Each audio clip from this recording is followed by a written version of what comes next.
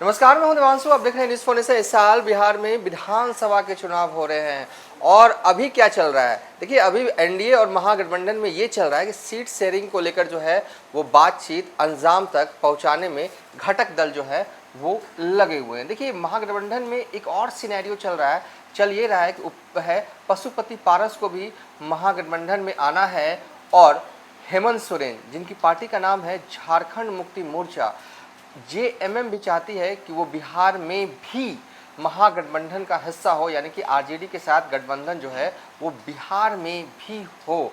लेकिन सवाल ये है कि क्या ये गठबंधन होगा, क्योंकि पूरे इस वीकेंड क्या हुआ, देखिए झारखंड से लेकर बिहार में बस बयानबाजियां हुई। देखिए हेमंत सोरेन के सबसे करीबी नेताओं में से एक हैं सुप्रियो भट्टाचार्य। वो कहते हैं कि जब हमें महागठबंधन की बैठक में बुलाया ही नहीं जा रहा तो ज़बरदस्ती चले जाएंगे। उसके आगे वो कहते हैं कि वो चाहते हैं कि बिहार में उनके जो है वो गठबंधन जो है वो हो। और इसका जवाब जो है वो झारखंड में आरजेडी कोटे से मंत्री संजय यादव ने बखूबी जो है वो सुप्रियो भट्टाचार्य का जो है वो जवाब दिया। सबसे पहले हम 2 बिन बाइट सुनवाएंगे और उसके बाद हम आपको एग्जैक्ट बताने जा रहे हैं कि जेएमएम का बिहार में आरजेडी के साथ गठबंधन हो रहा है या नहीं हो रहा है, और हो रहा है तो कितने सीटों पर हो रहा है। और साथ ही ये भी बताएंगे 2020 में जेएमएम ने बिहार इलेक्शन में क्या किया था और किन किन सीटों पर चुनाव लड़ा था और उनके उम्मीदवार को कितने कितने वोट आए थे। तो चलिए सबसे पहले 2 बिन बाइट सुप्रियो भट्टाचार्य और संजय यादव का। देखिए, नहीं बुलाया जा रहा है तो हम कोनो वहां जाके ढूकने वाले नहीं हैं। हम अपना तैयारी कर रहे हैं। हम एक स्वतंत्र राजनीतिक दल है, मेरा वहां संगठन है। हम अपनी शक्ति का प्रदर्शन वहां करेंगे और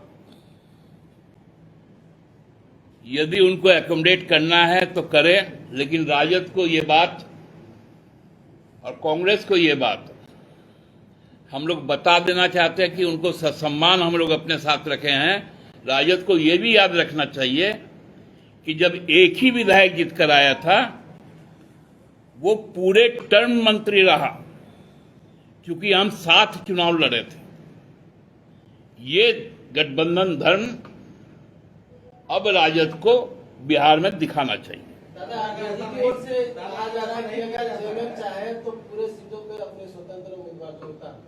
तो उसके बोलने पे हम उतारेंगे कि नहीं उतारेंगे वो डिसाइड करेगा। अब राजद डिसाइड करेगा जेएमएम क्या करेगा। दादा, सवाल ये नहीं है, अगर ऐसा नहीं होता है तब कुछ संबंधों में खटास आएगी, बाहर वो राजद को कीजिएगा। हम लोग चुनाव लड़ेंगे उपेंद्र जी, आप निश्चिंत रहिए। और इनको यहाँ पर रखे हुए हैं, ये फर्क लोगों को समझना चाहिए। बनाना है तभी बिहार का कल्याण होता है। बिहार में चुनाव होना है, जेएमएम भी आपके साथ गठबंधन में है। जेएमएम गठबंधन है, हमारे नेता हेमंत सोरेन जी। बात हो रही है तेजस्वी जी से और हेमंत जी से। जो समझौता होगा, जो बात होगा, हो जाएगा। बात नहीं बनी तो वो लोग अरे भैया, ये कहाँ से आप लोग बात लाते हैं? बात कैसे नहीं होगा? बात सब बनेगा, चिंता मत कीजिए, आगे देखते जाइए। तो देखा आपने, सुप्रियो भट्टाचार्य कह रहे हैं जिस तरीके से झारखंड में हमारा गठबंधन आरजेडी के साथ है उसी तरीके से बिहार में भी गठबंधन होना चाहिए। हमें महागठबंधन की बैठकों में नहीं बुलाया जा रहा है तो क्या करें, हम जबरदस्ती बैठक में थोड़ी ना चले जाएंगे। इसका जवाब जो है वो आरजेडी कोटे से झारखंड में मंत्री संजय यादव देते हैं और ये कहते हैं कि अरे हेमंत सोरेन की बातचीत जो है वो तेजस्वी यादव के साथ हो रही है, गठबंधन होगा।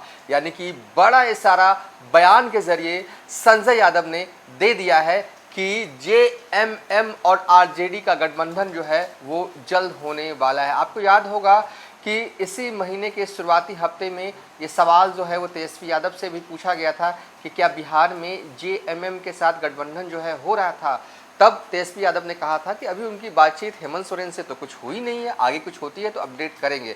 संजय यादव ने यही अपडेट दिया है। अपडेट ये कि हेमंत सोरेन की बातचीत जो है वो तेजस्वी यादव के साथ हो रही है और जो लग रहा है, जो हमारे सूत्र भी बता रहे हैं कि इस बार 2025 में गठबंधन जेएमएम का आरजेडी के साथ ज़रूर होगा।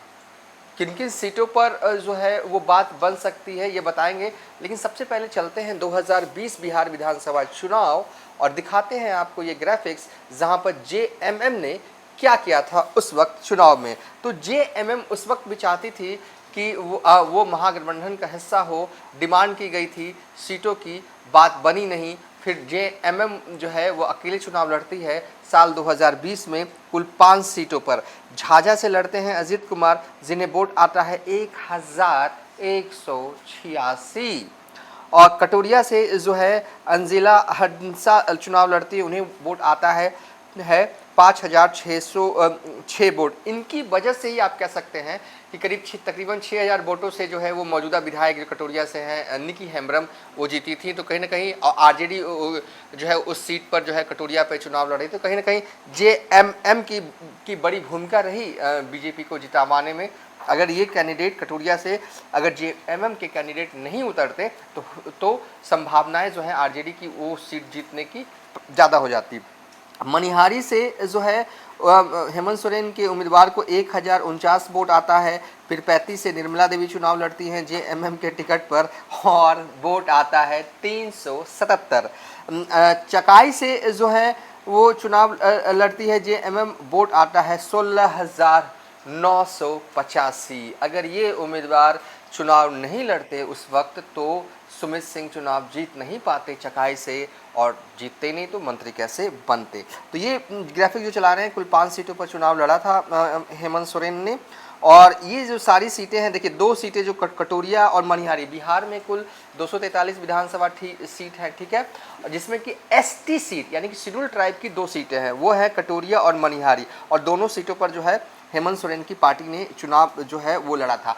अब जो हमारे सोर्स क्या कर रहे हैं वो आपको बता रहे हैं। हमारे सोर्स कह रहे हैं कि हेमंत सोरेन इस बार चाहते हैं कि उनका गठबंधन आरजेडी के साथ एकदम हो, ज़रूर हो, क्योंकि पिछली बार अकेले चुनाव लड़ा था, एक भी सीट जो है वो जीते नहीं थे, 5 सीटों पर लड़ा था। इस बार जो संजय यादव ने जानकारी दी है उसके हिसाब से बातचीत जो है हेमंत सोरेन और तेजस्वी यादव के बीच में हो रही है।